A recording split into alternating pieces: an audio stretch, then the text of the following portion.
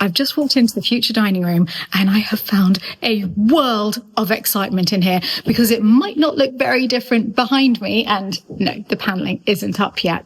But look, my genius of a cousin has put the curve on. Well, this is just a temporary one. It was just to see what you think of, well, the curve. Well, I love it. Altogether, what kind of radius you want. I think it's beautiful. And also you've got the front framing of the cupboard in. So now we fully see the whole size of the cupboard. And with the architrave against it, you get a really good idea of it as well. Well, I routed the architrave so that I could hide the ply inside. Yeah. And to get, even with a 8mm ply, I still had to do loads of relief cuts. Is that how you did it, to be able to... That's how you do it. Well, there's lots of different ways of doing it, but this is sort of the bog standard, just to get an idea of it. So, toshed in all of those relief cuts. And I just wanted to put it... I took out... Philip wanted the bottom out. He wanted the front side. I'm totally with him. I think that looks so much softer, and we'll just run the skirting along the front. But I just wanted to see how it looked, really. I thought I've only got a few more pieces of noggins to go into the framing here to finish this off. Yeah. But I sort of thought, there's only that much left. What do you think of it, though? It looks the bee's knees, doesn't it? I haven't. Well, you came in just as I was fitting. Oh, you haven't stepped back? Okay. Step back. Yeah, that's nice. That is elegant. How does it look when you're coming in? Yeah, that's nice. I mean, it looks as though it's always been there. Yeah, that is nice. I like that. It's not too... It's actually the radius of both the lengths. I haven't sharpened it or anything. It's soft. It's that is nice. It'll be interesting to try and do the mouldings with... Philip is wanting mouldings on there. I think it does need mouldings, but I don't know if we can have anything 3D printed or use, plaster. I don't know how that would do. Oh no, I'll get the vacuum pack out. You'll get the vacuum pack out? Yeah. What does that mean? We'll take the radius of the curve and we'll build a mould out of wood and ply on the workbench. And then with lots and lots of layers, we put them on the mould, and all of that goes into a vacuum pack. You glue it, and then you get your compressor and you suck out all of the air so that it just clever. pulls everything down to the mould. Yeah. And dries. And then once it's secured, set, you open the bag and you take your pieces out and then you run them on the spindle moulder to get that's wonderful. Yeah, all of the bits and bobs. And where we're very lucky here, for those who didn't see this when we talked about it in the past, is that if you're putting natural wood panelling in, then it's incredibly hard to match it when you're using ply or any other finishes. I would use an oak-faced ply. You will anyway, so it will actually be... This is just for you guys to see if it's what you want. Yes. If you want a sharper radius, it's just to see if you're happy with this is pennies compared to oak-faced ply, so it's better just to do a template. It's like making a dress and you do it with a just plain cotton first. This is real oak panelling, all of the panelling. However, it has a paint finish on it, which was intended to lighten the grain and to embellish the grain. So in fact, you're looking at real oak painted to look like real oak. But that does mean that when we put the new pieces in, they will also be painted to look like real oak. On, as Anne-Marie says, it's going to be an oak veneer, basically. It's oak, solid oak. Yeah. On lots of layers of softwood like this. So basically, it'll look end grain, it'll look exactly like that. Lovely. With, I don't know what thickness, but of real oak on top. Fabulous. So it's real oak. Great, it's absolutely perfect. It will still be painted afterwards, because obviously we've got to keep the same finish. Hell of a lot more stable as well. Yeah, I love the thought of that. It's on an engineered surface. Whereas the hardwood, solid oak, well, you wouldn't want to, but solid, it'll just... Especially curving like that, it would be a nightmare. Moisture content is got and splitting and all that kind of stuff. You want it to be stable. Though we're lucky, actually, this side of the chateau, it doesn't really suffer from damp. No, you suffer from damp, but the chateau doesn't. You can still feel it's got the heat outside. Oh, it's hot. It is so hot today. That's great. I'm well chuffed. I wasn't expecting that today. I'm really, really happy. Yeah? Yeah, love it. What took a long time was setting out everything. So yeah, these two, once that cupboard is done behind you. And this one, well, it's basically half a room. Because the fireplace isn't having any embellishments on it. It's just flat. That setback panel between the two cupboards, it's flat, easy. It's done. So yeah, that wall's easy. Good. Yeah. It's all the working out at the beginning, isn't it? Making sure the posts are in the right place for each of the different panels and You never know until you actually go and hoik those frames. Make sure. Yep. It's going to be a voyage of discovery. Yeah, it's going to be pimping. It's already pimping. Look at that. That's a pimping curve. It'd be nice for Philip to come back to see that. You've pimped up my gaff. I think your gaff needs a lot more pimping than this. Yeah, this is just the beginning of the pimping. Bring on the pimp. Yeah. I love that dress. Thank you. Pavlina's coming to the garden with us. We're going to get inspiration. We're all heading out now to go to one of the most beautiful gardens in the local area. And I did actually film it, but it was about 5 years ago, I think. It's an extraordinary garden in an old priory and has to be seen to be believed. Welcome to La Prieuré de Notre-Dame d'Orsan. And that just means the Priory of Our Lady of Orsan. And this beautiful priory was in a terrible state when it was bought over 20 years ago by an architect from Paris. And he poured all of his passion into creating the gardens here based on medieval monastic gardens, the sort of garden that there would have been here at the height of the priory back in the Middle Ages. He became world famous for his work on this garden, and he was asked to go to South Africa and do the gardens at Babylonstoren. So those of you who've been to the vineyard there will know how spectacular the gardens are. And Babylonstoren is owned by the people who also own the Newt in Somerset and who've been sponsoring the Chelsea Flower Show up until this year. For the last 3 years, they were the sponsors of the Chelsea Flower Show. So the architect that originally moved here and who created this garden in a forgotten corner of France gained global recognition for his work and has brought people from all over the world who come to walk around these gardens and to marvel at the beauty of the structure of the gardens. Because that's what medieval gardens were known for. The monks loved structure. They saw structure on earth as a reflection of the structure in heaven, of the heavenly spheres, and that creating beauty on earth was a way of honouring all of God's creation. This area is the herb garden, where you can find an extremely wide variety of herbs, including some forgotten varieties or some things that you wouldn't expect to find in central France. And again, this was inspired by the monks because they would always have a herb garden because in those days, your herb garden was your pharmacy and monks would care for the sick in the surrounding areas. So the herbs, one of the first things that they would plant.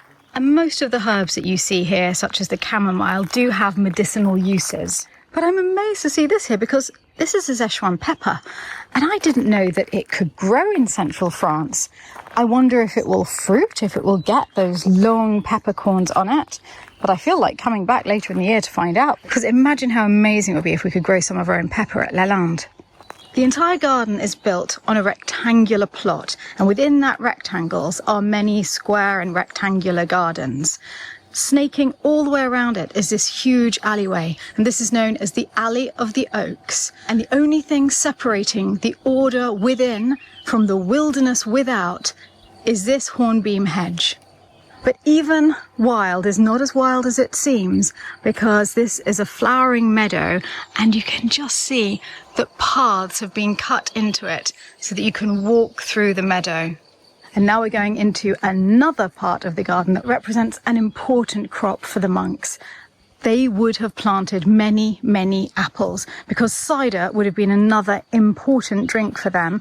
Back in those days, water was very often unsafe and people didn't realize that they had to boil it to make it safe. So they would have been drinking beers and ciders because, of course, a fermentation process would kill any harmful bacteria. But they would have made them less alcoholic than they are today. And the entrance to the apple orchard is this stunning gate, which is espaliered maple trees, 3 on either side, creating the perfect arch. My goodness, I can't help but hope that the espaliered trees at Lalande will one day be as spectacular as that. But if gardens teach us anything, it's that we need patience to achieve anything wonderful in this world. This is the Pear Orchard Cloister, and I love the way that they've kept this religious theme from the old priory running through. So you have these very symbolic spaces. It does feel almost like the cloister of a monastery, but instead of having the columns, it has the trees and the garden in the middle where the monks could come and contemplate. And now we're walking through to Mary's Roses Garden. And again, the religious connotations, the garden of the Virgin Mary, and the most beautiful roses. Oh my goodness, it feels more like a room than a garden. It's got so much structure. What I love is that next to every rose, it gives you the name of that rose. So if you fall in love with one, you know how to find it. And this is billet doux, which means a little love letter in French. And the prolific climber is Woollerton Old Hall. And the next garden along is the Wildflower Garden. But generally, I don't think of this as a floral garden. This garden is all about monastic structure being reinterpreted for the modern day. And it is one of the most beautiful gardens that I have ever visited. And it just goes to show that just greens, structure, trees, form can be absolutely transformative. They are the backbone. And then the flowers, they're a lovely addition if you have them. Here we are in the Wildflower Garden. I love the fact that they have the names again, so we can actually see what we're looking at. This is a lovely one. I wonder what this one is. Well, that says it's a type of dahlia, Castel. I think maybe I'm looking at the wrong label. This doesn't look like a dahlia. It looks extremely beautiful, though. Very otherworldly, almost like a little comet. We've walked through to the vegetable garden, but I think the real showstopper here is the priory in the background. And when I first moved here, must have been like 18, 20 years ago, I realised that they actually were renting rooms here. I don't think they do that anymore. And they were very beautiful rooms, and they had their own little private gardens out onto this one. Can you imagine? What a joy. Well, in spite of it being called the vegetable garden, I have a lovely collection of hostas here. In fact, I love this one because it seems very overgrown and blousy and enveloping, very luxurious. Can you use the word luxurious for a garden? I think so. I'm going with it. Oh, the poppies. That colour. You know, it's because of this garden that we started planting really fun mint varieties. I went online to look for them as soon as I'd been here last time. We've just passed orange mint. This is grapefruit mint. Basil mint, it's not doing as well as the others. Spanish mint, I don't know what that is. And Yakima mint. Do any of you know of these? I don't remember seeing them last time. Gosh, bergamot mint. I don't think I know that one either. And now what do we have here? Pastry mint. Well, it looks very luxuriant, and I know I shouldn't do this, but there are a lot of leaves, so I'm just going to try one. Find out what it is. Well, I was expecting that to be quite soft and buttery because of the pastry connotation, but in fact, it was just a very powerful mint, quite an unusual flavour. And now we're entering an area called the Area of the 9 Raised Beds. I haven't seen one raised bed yet, but I'm sure there'll be 9. But what I love more than anything here is that view dead ahead to a beautiful Anduze pot with a tree in it through those square arches. That just makes you want to go there, just draws you into the garden. Aha! I have spotted not 1 raised bed, Philip, but 9. They are indeed all here, and again... So this is what it says on the tin. Look, showstopper. It's in the background. It's the priory. There is a forest of artichokes. That's what we need to do with the orchard. Oh, heck yes. Can we try and find the artichoke forest? Yeah. Love I did artichokes. film it, and took a photo because I was like, I'm showing this to Stephanie. We're doing it this year, and then we're planting in spring. Yes! You heard it here first. Artichoke forest is coming to Lalande. On our way to find the artichokes, we have found what is called the balcony. It's covered with little lights. At night, this must be the most spectacular place to have a cocktail and to look out over the garden. Of course, the 9 raised beds, because what else would you want to be looking out over? The one with the alliums in the centre is wonderful. It's the allium that Davy planted in the English garden, but we've only got 2. Look at the amount that they've got there. We had about maybe 8 or 10. They're called fireworks, I think, or something. I love them. Because they just like... Okay, maybe the others are already passed, but every day I go and see the 2, say hello. Looking down and then seeing This is tree lines wonderful. Beyond. And It's really nice. Gives shade on a day like today. This is Great. perfection. Dining table here. No, you're always decorating a table. no matter where we are. Or Danica. Well, that's a good look. It says Pinot Noir. Oh, So basically Pinot Noir just growing on here. well, they had to have that because it's the heart of the monastic garden here. And of course, what did monks make? Alcohol in all its forms. They would make spirits, they would certainly make wine. Wine was such an integral part of the mass itself that here they've made the centre of the garden based first around water, the element without which none of this can happen, and then vines. I think most people watching this will wish that they could just move in tomorrow. We found heaven on earth. You still looking for artichokes? You found them? Take me to the artichokes. Look, that's what we need to do with the orchard. Just plant. Yes, yes, yes, yes. Oh, I love it. Yeah. Finally, we would have enough artichokes for everyone in the chateau to have them at once. Quite well in the sun, right? So. Yeah, they seem very happy. Oh, look at the end bit of the orchard that is like not deep enough for the trees. Okay, It's gonna be deep enough for the. let's give it a What do you think? shot. I think it's a fabulous idea. They're so structural, so beautiful. But of everything in the garden, what I love most is the structure. It's feeling that you're indoors whilst you're outdoors. I think because I'm such an indoor person, feeling that I'm in corridors and I'm surrounded by architecture. Even though I can feel the breeze on my skin, I can hear the birds, feel the sunlight. It's heaven. That was my favourite bit as well. You too? Yeah. We are so similar like that though. So let's go through the balcony again. Oh, I can just imagine hosting a party on this balcony. That part is really pretty. We're all saying how wonderful it will be to have raised planters when we finally finish the terrace. On the terrace, because you experience plants in a totally different way. You can smell them far better, but also you can really see the way each leaf is patterned and veined. This wispiness, it just comes to life when it's at eye level. Yes, I'd love some of these on the terrace. And then through here, this is genius. This is a tiny garden room. You can see it's a small square room surrounded by hedges. And in the middle, almost entirely filling it, is a raised bed with an olive tree underplanted with lavender and underplanted with something that I can't recognise. It makes such a statement in a tiny garden room. I've had to go to wide lens just to try to show you how tightly it fits into the space. But it probably makes the olive quite happy because it must help to warm it. Well, that's so weird. Now we're debating. I say olive oil and Philip says olive oil. Olive oil and I say olive oil. What do people say? I'm genuinely, now I can't hear it anymore, you know? Yeah. So you say the same as Philip? Is it? Olive. No, I say olive oil.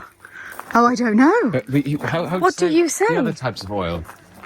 Sunflower oil. Yeah, exactly. Olive oil. No, but I don't do that. Olive oil. Look at the vistas as you're walking along.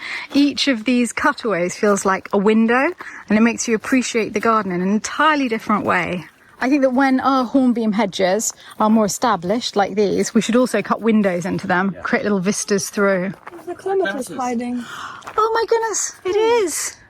Hiding in the shadows. Here's another window, and this one has got a beautiful view because it looks straight onto the peonies, which are in full blousy bloom. I love this place so much. There's a fig tree, and it's got figs on it already. I'm not sure that ours have. Pavlina and I are going to have to run out and check when we get back. Yeah. Oh, every vista is a dream. Pavlina and I are staring in amazement because we've only just realised these are gooseberries. Yeah. Our gooseberries don't look like this. But how much easier is it it is to possible? pick them. Look, you just. Except for the ones on top. I couldn't pick those. Well, not you. But it is really But, easy, isn't it? It's also in raised beds, so ours are on the ground. Yeah. So if we just make them. Oh, I love it. I think it's such a beautiful way of having them. And ours actually are doing really well. I noticed we'll be able to eat gooseberries very soon. Love. We needed this. My goodness, it's boiling out there. So what did you all think of it? Oh, it's magnificent. Have you seen that? Oh, beautiful. That's a nice arrangement. Obviously not as nice as yours, but it's got a certain something. What do you reckon? Is Saul going to let us in? Yeah. Let's go from two sides. I think, yeah, he's trying to say, well, look, oh, no, oh, bum shot. And as I try to get close to the bum, he turns this way. Okay, you are beautiful. I think he's trying to say that they might have a great garden, but do they have peacocks? No. Well, she's taller than me on the... No, he's not taller than you, but he's definitely taller than me. He's stunning. High than that. Oh, you changed. You two look just beautiful. You look as though you're about to step onto a yacht, and you're having a tea party. Yeah, we're having like a different obviously choices. But both very summery. Very different. I don't know what's wrong. I think I've got older, but you need to stop saying things that they're missing the bottom third of the t-shirt. Why? What's happened? Oh, because it just doesn't. It doesn't. It's just. Yeah, with your midriff, you can show it off. When did this become a thing again? Whoa! I can't believe it. You are a genius. I can't believe we're having tuna. I love it. Yeah, it's Thank you so much. You're welcome. So you have a roasted chickpea. Were you going to just try and like slip those chickpeas in? See the amount of red Onion, onions? yes. First of all, we got pan-seared yellowfin tuna with salsa verde, piece of bread toasted in the oven. You've got a chickpea and cucumber and red onion salad. And you've got a little salad with apricot vinaigrette and avocados. And then we have ricotta and yogurt dip with some harissa roasted carrots. Divine. That was an incredibly exciting day. Yep, the peacocks think so too. The garden was beautiful, but the most exciting thing of all is the curve that Amory has built. The first curve to appear in the dining room, and then that most delicious meal. So it's been a happy, happy day. Good night to all of you from Lalande.